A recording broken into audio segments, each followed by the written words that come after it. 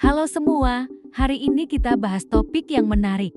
Deddy Mulyadi, kita kenal dia sebagai figur yang sangat aktif di media sosial. Komunikatif banget, ramah Sunda, dan punya banyak ide.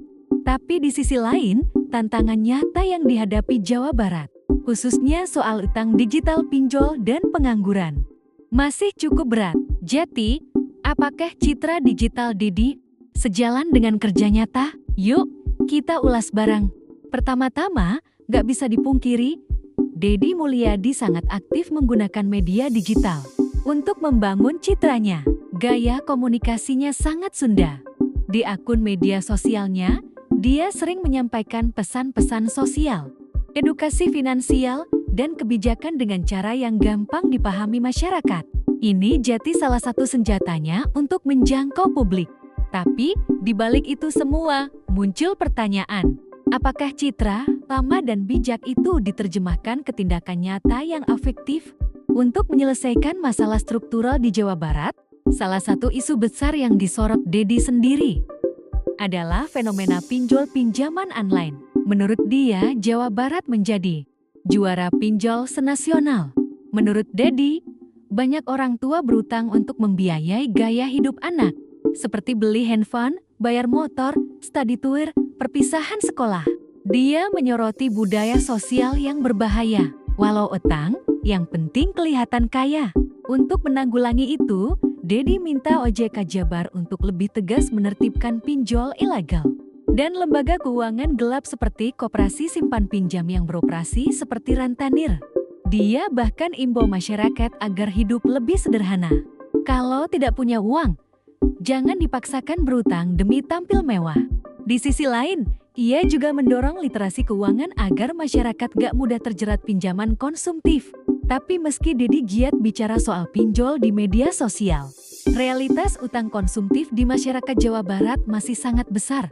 Artinya, retorika digitalnya belum cukup, butuh kebijakan dan pengawasan serius agar budaya utang yang asal kelihatan kaya bisa berubah.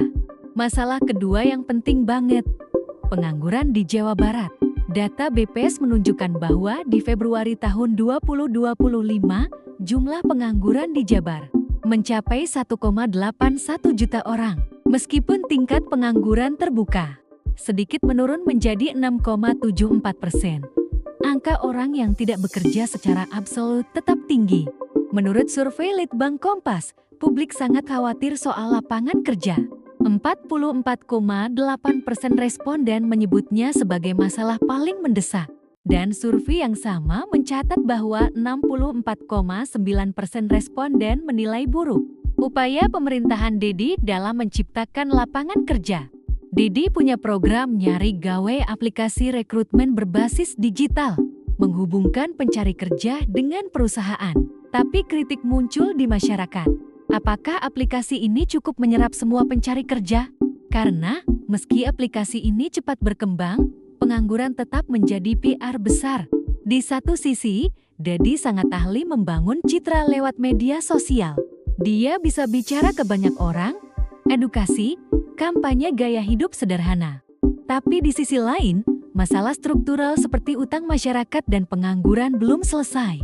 Ini bukan masalah operasional kecil, ini soal kultur, budaya utang, dan ekonomi. Ada kesan bahwa aktivitas digitalnya lebih panggung retorika. Tapi eksekusi kebijakan nyata untuk menyelesaikan akar masalahnya masih sangat menantang.